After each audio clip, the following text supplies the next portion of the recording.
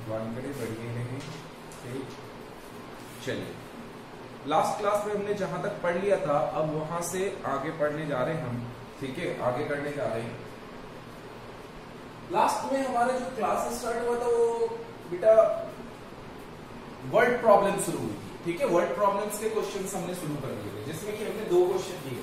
ठीक है, आज हम 3rd क्वेश्चन कर रहे हैं। उसका पहला कॉन्सेप्ट जो था वर्ड प्रॉब्लम का, वो था मनी कॉन्सेप्ट। कौन सा कॉन्सेप्ट था? Money concept. तो मनी कॉन्सेप्ट पे हमने क्वेश्चन किया था लास्ट क्लास में। ठीक है, मनी कॉन्सेप्ट पे ही क्वेश्चन किया था लास्ट क्लास में। यस सर, ठीक है। अब हम उसका क्वेश्चन देखते हैं। मनी कॉन्सेप्ट का ये क्वेश्चन है, ठीक है, जो कि आपके सामने प्रस्तुत हो रखा है। On selling a TV at 5% gain and a freeze at 10% gain, a shopkeeper gains rupees 3,250। जो उसने टीवी को सेल किया है उसपे उसे 5% का गेन हुआ है। 5% का क्या हुआ है? गेन हुआ है। And a fridge at 10% gain, और जो उसने फ्रीज को मतलब सेल किया है उसपे उसे कितने का प्रॉफिट हुआ है? 10% का। और शॉपकीपर गेन्स रुपीज 3,250। ये आया हुआ क्वेश्चन है सीबीएसई में। But if he sells the TV at 10% gain and the phrase at 5% loss, he gains rupees 1,500. Find the actual cost price of TV and that of the phrase। क्या निकालना है हमें? Actual cost price find out करना है। क्या करना है बेटा? Actual cost price find out करना है। हमें तो एक्चुअल कॉस्ट प्राइस पता ही नहीं है, तो हम लेट कर लेते हैं। क्या लेट कर लेंगे? Let the actual cost price of TV be rupees X and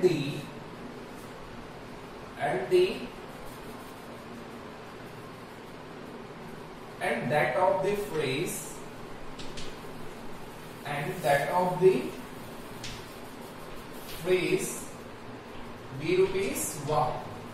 ठीक है, जैसा कि हमने लास्ट क्लास में सीखा था, जब भी ऐसे क्वेश्चन होंगे उसमें 2 केसेस बनेंगे और 2 वेरिएबल्स में ये क्वेश्चन सॉल्व होते हैं। ठीक है, 2 वेरिएबल्स क्यों करना पड़ता है? क्योंकि दोनों के अलग अलग कॉस्ट हुए होंगे ना बेटा, क्योंकि दोनों पे अलग अलग प्रॉफिट या गेन है। और टीवी और फ्रीज दोनों का कॉस्ट तो सेम नहीं हो सकता। बाई चांस अगर हो भी गया तो बट हमें तो नहीं पता ना, तो हम एक को x मान के चलते, एक को y मान के चलते। अब बाद में दोनों का सेम आ जाए या ना आए वो से हमें कोई फर्क नहीं पड़ता।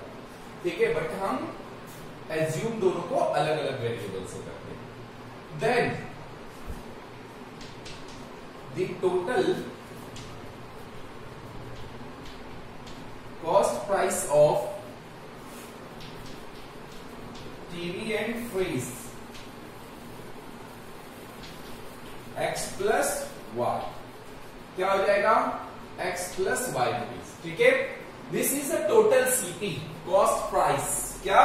Total CP cost price. अब बात करती है सेलिंग प्राइस की। किसकी बात करेंगे? Selling price. And the SP,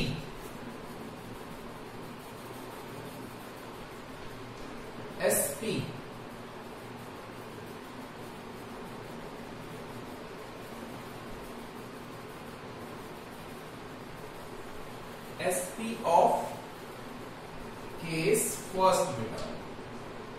ठीक है, SP of TV and freeze.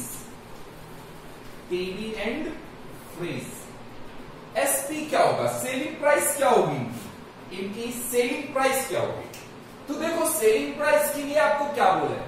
कह रहा है on selling a TV at 5% gain. 5% किस पे बेच रहा है? वो गेन पे बेच रहा है। अब हमें कॉस्ट प्राइस क्या पता है? एक्स पता है। ठीक है, कॉस्ट प्राइस क्या पता है? एक्स पता है, मतलब एक वेरिएबल में दिया हुआ है। अगर आपको सीधा कहता कि एक टीवी पे 5% का गेन होता है, टीवी पे क्या होता है? 5% का गेन होता है। और फ्रीज पे आपको कितने का गेन मिल रहा है? 10% का गेन मिल रहा है। ठीक है, एक शॉपकीपर को। और टोटल प्रॉफिट आपको दे रखा है उसने। या आपको ऐसा मतलब कहता कि अगर एक टीवी पे 5% का गेन हो रहा है तो बताओ, 5% का गेन हो रहा है तो बताओ उसकी कॉस्ट क्या रही होगी। तो उस टाइम हम कॉस्ट को फाइंड आउट करने के लिए क्या करते हैं, टोटल 100 रुपीज से उसे कैलकुलेट करते हैं, क्योंकि 100 से कैलकुलेशन थोड़ा इजी हो जाता है। तो यहां पर मुझे क्या दिया उसने, SP of TV and fridge, TV पे कितने परसेंट का गेन हो रहा है, 5% का। तो मैं मान लेता हूं टोटल रुपीज उसका कितना रहा होगा, 100 रुपए, तो वो कितना हो जाएगा 105, ठीक है, 105। तो x का कितना 105 बटे 100, 105, 5% का गेन तो 105/100, ठीक है। और प्लस फ्रीज में उसे कितने का गेन मिलता है, 10% का, तो 10% का गेन मिलता है फ्रीज पे, तो y का कितना 10%, तो टोटल हमने क्या ऐड किया है 100, तो 100 में 10 रुपीज और ऐड कर देंगे, तो 100 कितना हो जाएगा 10, 100 का 10% 10 रुपीज हुआ, तो 110 रुपीज हो गया, ठीक है। परसेंटेज में बोला था इसलिए हम अपॉन में 100 भी देंगे, तो ये कितना हो जाएगा, इसे सॉल्व कर सकते हो, काट सकते हो तो काट दो,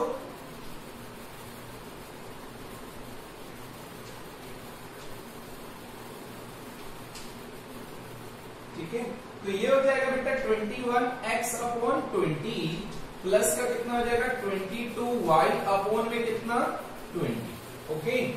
अब क्या करें हम, अब हमें प्रॉफिट, तो इस केस में वो कह रहा है गेन कितना होता है उसको 3250, अब हमारे पास एसपी सेलिंग प्राइस मिल गया। अब मुझे गेन निकालना है, तो गेन निकालने का फॉर्मूला आप लोगों को याद होगा, याद कीजिए, गेन प्रॉफिट को कहते हैं, प्रॉफिट निकालने का फॉर्मूला क्या होता है, SP minus CP equals to में कितना profit, SP minus CP equals to में कितना प्रॉफिट, एसपी में से सीपी अगर हम माइनस कर दें तो हमें क्या मिलता है, प्रॉफिट मिलता है। तो एसपी मुझे दिया हुआ है बेटा, एसपी मुझे दिया हुआ है, एसपी बताओ कितना है, SP, SP of TV and fridge मुझे मिल गया है 21x अपॉन में 20 प्लस का 22y, प्लस का 22y अपॉन में कितना 20, फिर माइनस सीपी बताओ, सीपी कॉस्ट प्राइस, सीपी मुझे कितना दिया हुआ है x प्लस वाई, कितना दिया हुआ है x plus y, equals to में प्रॉफिट, प्रॉफिट कितना है मेरे पास, प्रॉफिट बताओ प्रॉफिट कितना है, प्रॉफिट भैया प्रॉफिट जो है वो 3250 है, 3250।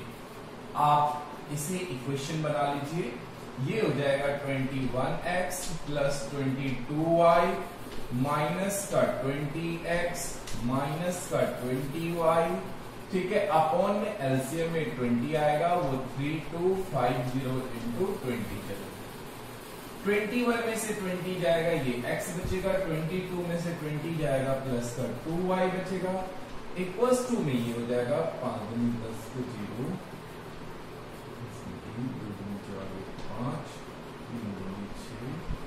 5 ठीक है, मिल गया ये मुझे, this is my first equation, okay.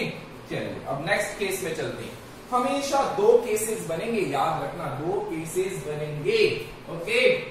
Second case क्या कह रहा है, सेकंड केस कह रहा है but if he sells TV at 10% gain and the fridge 5% loss, एक को गेन पे बेच रहा है और दूसरे को लॉस पे बेच रहा है, बेटा लॉस पे 5% लॉस, ही गेन्स ₹1500, तब भी उसे प्रॉफिट कितने का होता है, 1500 का होता है।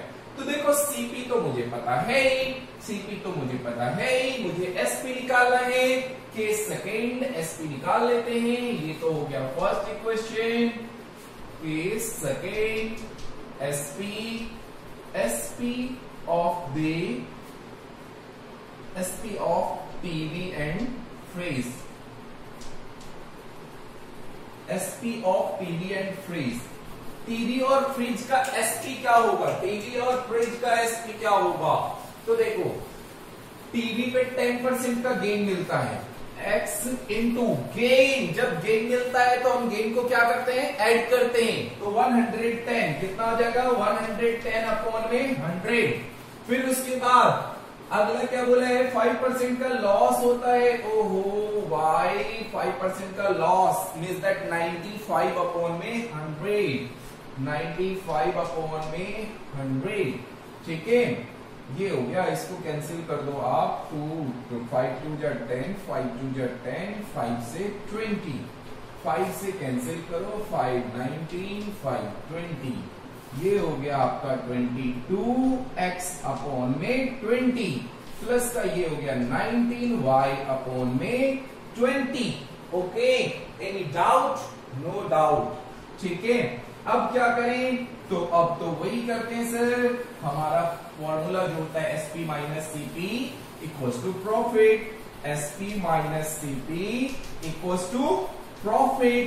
तो हम एसपी माइनस सीपी कर लेते हैं ना, एसपी माइनस सीपी, एसपी मेरा कितना है 22x upon 20 plus 19y upon 20 minus CP कितना है, सीपी है x प्लस y equals to profit. Profit क्या है, प्रॉफिट बताइए, प्रॉफिट है इसका 1500, कितना 1500। एलसीएम सॉल्व कर लेते हैं, 22x 19y minus 20x minus 20y equals to 1500 into में 20।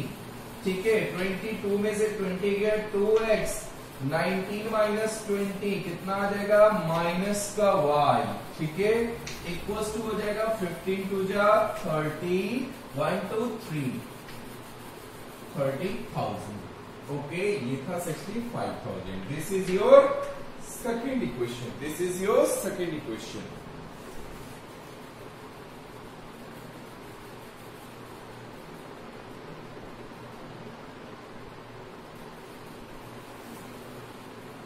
ठीक है, अब आप इसे सॉल्व कर लेंगे, दोनों इक्वेशन को सॉल्व करके एक्स वाई की वैल्यू निकाल लेना, जो एक्स वाई की वैल्यू आएगी वही आपकी क्या होगी, इसके कॉस्ट प्राइस मांगा था ना, कॉस्ट प्राइस होगी। ठीक है, आंसर में लिख देता हूं, आंसर में लिख देता हूं 25,000 और 2,000 आएगा। ठीक है, x equal to 25,000, y equal to 20,000।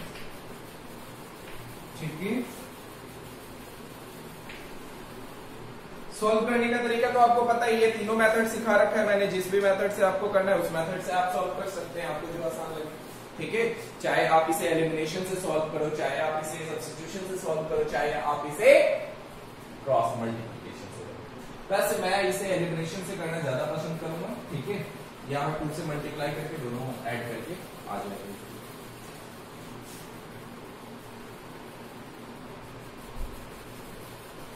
चलिए बेटा, नेक्स्ट क्वेश्चन देखिए, each one of A and B has some money, very important लगा लेना। Each one of A and B has some money. If A gives rupees 30 to B, then will have A gives rupees 30 to B, then will have twice the money left with A. Okay, if A gives rupees 30 to B, then we'll have twice the money left with A. Twice the money left with A. But if B gives rupees 10 to A, then A will have twice as much as is left with B. How much money does each have? बताओ, दोनों के पास कितने money है? ठीक है, पैसे हैं, means that each have, दोनों के पास हमें क्या निकालने हैं, पैसे निकालने हैं। देखो, अब क्या करेंगे हम,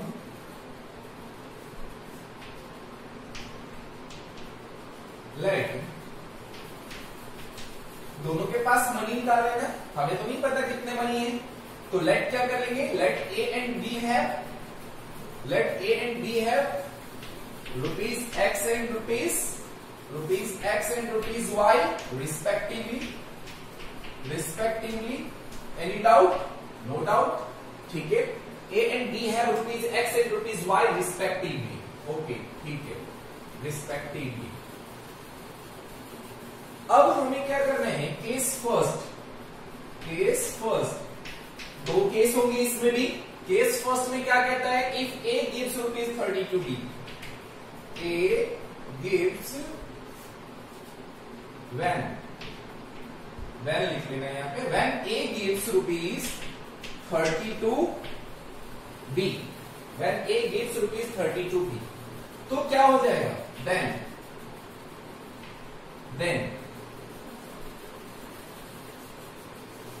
अगर ए ₹30 दे देता है बी को, ए 30 रुपए बी को दे देता है, तो पहले ए के पास कितना था, x था।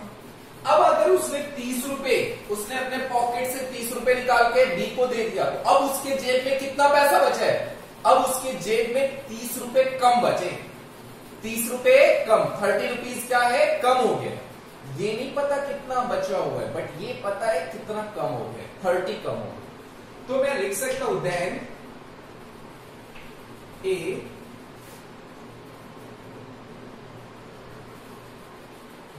विल हैव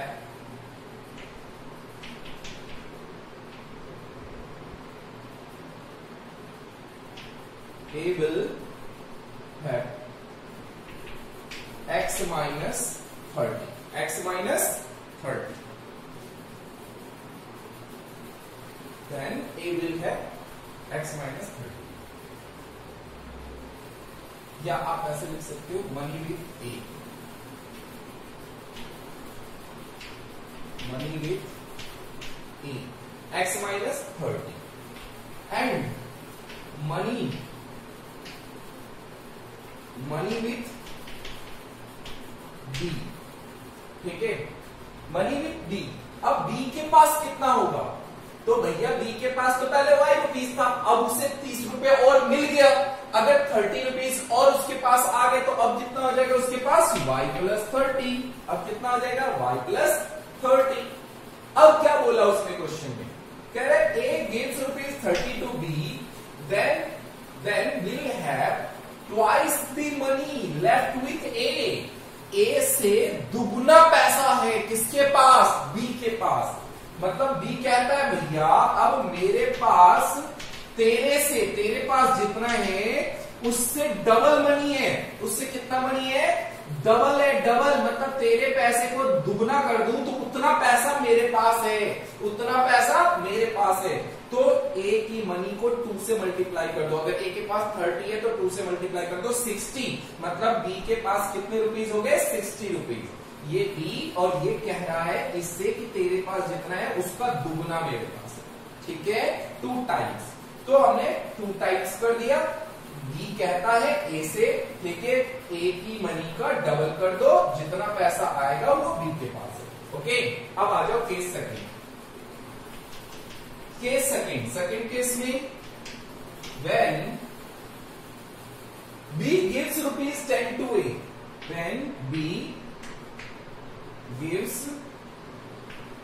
₹10 to a, जब बी ए को 10 रुपीज देता है, जब बी ए को क्या देता है, 10 रुपीज देता है, ठीक है, तो क्या होगा,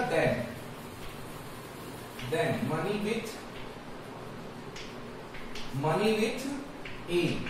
अब ए के पास 10 रुपए आ रहा है, ए के पास 10 रुपए आ रहा है, तो ये कितना हो जाएगा, x plus 10 और एंड मनी विथ बी और बी के पास मनी। अब बी के पास क्या प्रॉब्लम हो रही है, तो अब बी के पास 10 रुपए जा रहा है, 10 रुपए क्या हो रहा है, जा रहा है, ठीक है, तो उसके पास था कितना, y था, y में से कितना माइनस कर दोगे, 10 माइनस कर दोगे, ठीक है। अब वो क्या कहता है, तो पढ़ो आगे क्या कहता है। अब वो कह रहा है कि भैया ये देखो, तुम ये देखो कि B gives ₹10 to A, then A will have thrice as much as is left with B. B के पास जितना भी पैसा बचा हुआ है उसका 3 टाइम्स A के पास है, उसका 3 टाइम्स A के पास है। ओके, मतलब B के पास जितना है उसका 3 टाइम्स A के पास है। बी के पास जितना है उसका 3 टाइम्स इनके पास है। मीन्स ये कहता है, ए कहता है देख भाई मेरे पास जो अब पैसे है ना वो तेरे पास जितना भी है उसका 3 टाइम्स 3 गुना पैसा मेरे पास है। उसका कितना 3 टाइम्स 3 गुना पैसा मेरे जेब में है, मेरे जेब में। तेरे पास जितना पैसा है उसका 3 टाइम्स मेरे जेब में। ठीक है, any doubt? No doubt. Okay ठीक है, चलिए चलते हैं अगला देखते हैं। अब इसके बाद क्या होगा? इसके बाद नेक्स्ट आगे, इसके बाद आगे होगा बेटा 3 टाइम्स तो हो गया, इसमें चला गया 3 टाइम्स। ओके 3 टाइम्स तो हो गया। अब क्या करें? अब इक्वेशन तो अभी नहीं बना, इक्वेशन तो बनाना पड़ेगा। तो मैं केस फर्स्ट का इक्वेशन सॉल्व कर देता हूं। सॉल्विंग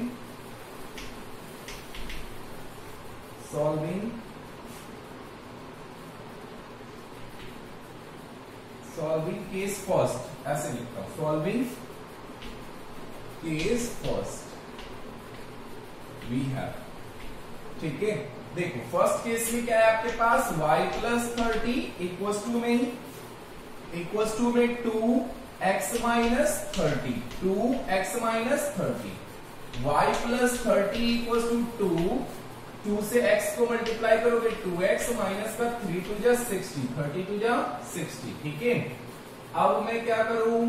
तो अब मैं करूंगा 60, ऐसा करते हैं ना 2x y को उधर ले जाते हैं, 60 को इधर ले आते हैं, तो ये हो जाएगा कितना 2x minus Y. 90 equals to कितना 2x माइनस वाई। मीन्स बेटा 2x minus y equals to 90। This is your first equation. ठीक है, on solving case first, on solving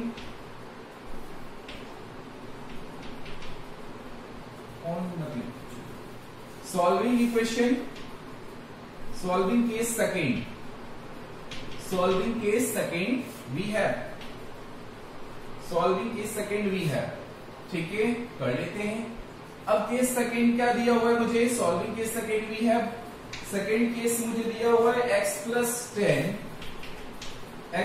10 equals to 3 y minus 10, y minus 10, x plus 10 equals to 3y minus का 3 10 जा 30।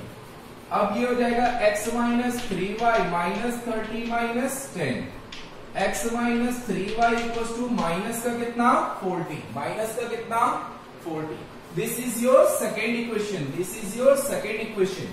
अब बेटा इन दोनों equation को solve कर लेना और इससे आप x और y की वैल्यू निकाल लेना। ठीक है, फाइंड करने के बाद बेटा आंसर चेक कर लेना। ठीक है, x equals to 62 and y equals to 34 आए। देख कितना अच्छा क्वेश्चन है ये। First question problems on number पे। नेक्स्ट कॉन्सेप्ट कब शुरू हो गया? Problems on number. अगर नंबर पे बेस्ड क्वेश्चन आएगा तो किस टाइप के क्वेश्चंस पूछे जा सकते हैं वो मैं आपको कराने जा रहा हूं। ठीक है, देखिए क्या है, the students of a class are made to stand in rows. A student of a class are made to stand in rows. आप स्कूल में प्रेयर में खड़े होते होंगे तो टीचर्स कहते होंगे प्लीज रो में खड़े हो जाइए। ठीक है, पंक्तियों में खड़े हो जाइए सभी बच्चे, तो आप सभी बच्चे खड़े हो जाते हैं। ओके, कह रहा है if 4 students are extra in each row, अगर हर रो में 4 बच्चे एक्स्ट्रा हो जाता है, there would be 2 rows less, तो 2 रो क्या हो जाता है, कम हो जाता है। अगर हम 4 बच्चे हर पंक्ति में बढ़ा दें तो 2 पंक्तियां कम बनती है, मींस दैट 2 रोज कम हो जाती है। ठीक है, if 4 students are less in each row, there would be 4 rows more. और अगर हर रो में 4 बच्चे कम कर दिए जाते हैं, निकाल दिए जाते हैं, तो 4 रो और बन जाते हैं, means that 4 additional rows, extra row बन जाता है। ठीक है, 4 पंक्तियां अधिक बन जाती हैं। ठीक है, कोई दिक्कत नहीं भैया, कोई समस्या नहीं। करते हैं क्वेश्चन। कह रहा है find the number of students in the class, find the number of students in the class. कितने स्टूडेंट्स होंगे? जितनी रो और हर रो में जितने स्टूडेंट, नंबर ऑफ रो को number of students in each row से मल्टीप्लाई कर दीजिए, आपको क्या मिल जाएगा? आपको क्या मिल जाएगा? आपको नंबर ऑफ स्टूडेंट्स मिल जाएगा। क्या कहा मैंने? टोटल नंबर ऑफ रो को मल्टीप्लाई कर दीजिए number of students in each row, हर रो में जितने स्टूडेंट्स हैं। मान लो ये मेरी क्लास है, यहां पे मेरे को रो बनानी है, इस क्लास में मुझे बच्चों को बैठाना है, 20 स्टूडेंट्स को बैठाना है। मैंने 2 रो बना दी, हर रो में 10 स्टूडेंट बैठा दिए। नंबर ऑफ रो कितने? 2। ईच रो में कितने स्टूडेंट है? 10। मल्टीप्लाई करो, कितना हुआ? 20। तो नंबर ऑफ स्टूडेंट्स पता तो चल गया इस क्लास में कितने हैं। ऐसे ही यहां पर टोटल नंबर ऑफ स्टूडेंट्स निकालें, तो क्या करोगे बेटा? नंबर ऑफ रो को मल्टीप्लाई कर दो number of students in each row से, number of students in each row से। ठीक है, अब क्वेश्चन करते हैं, देखो कैसे करेंगे। लेट करेंगे, let the total number of rose, let the total number of rows be x, let the total number of rows be x। ठीक है, हर रो में टोटल नंबर ऑफ रोज भी x, टोटल नंबर ऑफ रो कितने हैं? x। ठीक है, कोई दिक्कत नहीं। and the number of students, and the number of students in each row, number of students in each row। अब each row में नंबर ऑफ स्टूडेंट्स कितने होंगे? हर रो में नंबर ऑफ स्टूडेंट्स कितने होंगे? तो हमें नहीं पता, मान लेते हैं y। हम क्या मान लेते हैं? y। तो total number of students, total number of students, total number of students कितना हो जाएगा? Total number of students x into y. Total number of students क्या हो जाएगा बेटा? x into y. हो गया total number of students x into y. अब क्या करोगे? Case first, case first, first case में क्या कहता है? The student of a class are made to stand in a rows. A 4 students are extra in each row. 4 students are extra in each row. There would be 2 rows less. Number of rows कितना होता है? 2 कम हो जाता है। ठीक है, 4 students अगर हर रो में एक्स्ट्रा कर दिया जाता है तो 2 रो क्या हो जाता है? कम बनता है। तो number of rows x minus 2। ठीक है, then number of rows equals to x minus 2, क्योंकि जो टोटल नंबर ऑफ रोज था उसमें 2 कम हो जाएगा। And the number of students, and the number of students in each row, in each row, हर रो में नंबर ऑफ स्टूडेंट्स कितने हो जाएंगे? हर रो में number of students, her row में नंबर ऑफ स्टूडेंट्स 4 बढ़ा दिए जाते हैं, एक्स्ट्रा हो जाते हैं। तो नंबर ऑफ रो है कितने आपके पास? नंबर ऑफ रो कितने हैं आपके पास? y। Number of students in each row, तो number of students in each row कितना हो जाएगा? अब हर रो में 4 बच्चे बढ़ जाएंगे, y प्लस 4।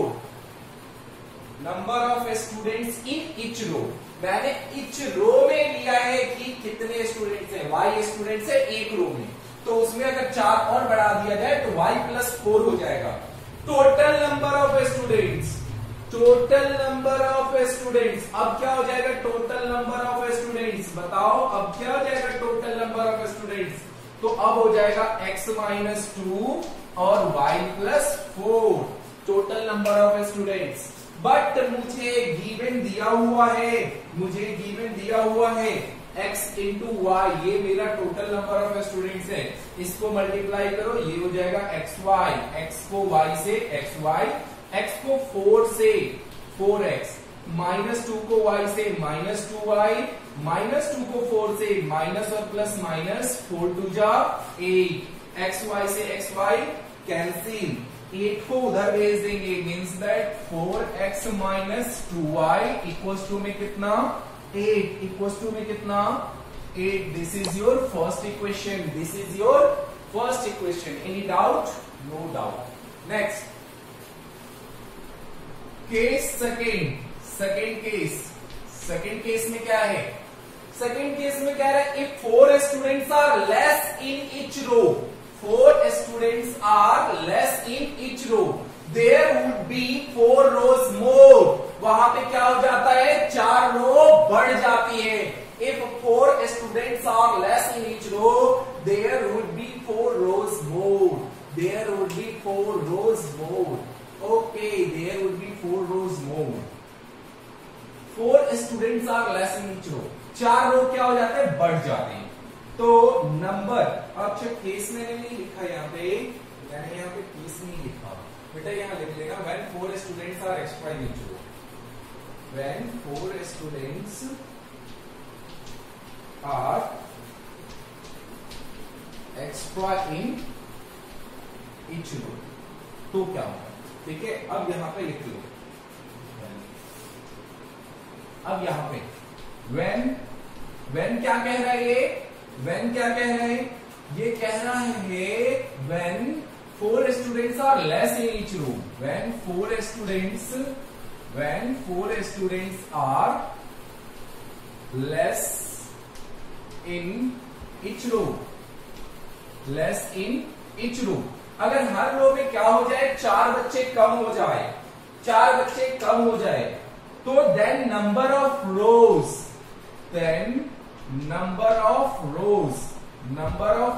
क्या होगा? डियर, नंबर ऑफ रोज क्या होगा? बताइए. Number of rose, then number of rows क्या हो जाएगा? मेरा नंबर ऑफ रोज जो था वो पहले कितना था? नंबर ऑफ रोज x था. अब नंबर ऑफ रोज 4 क्या हो जाता है? 4 बढ़ जाता है, x प्लस 4 हो जाएगा, x प्लस 4 हो जाएगा. And the number of students in each row, number of students in each row, her row में नंबर ऑफ स्टूडेंट्स कितने हो जाएंगे?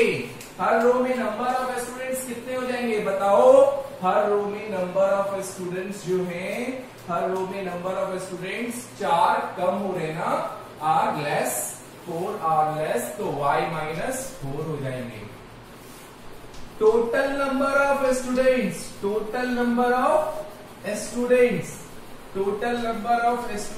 हो जाएगा आपका, हो जाएगा क्या?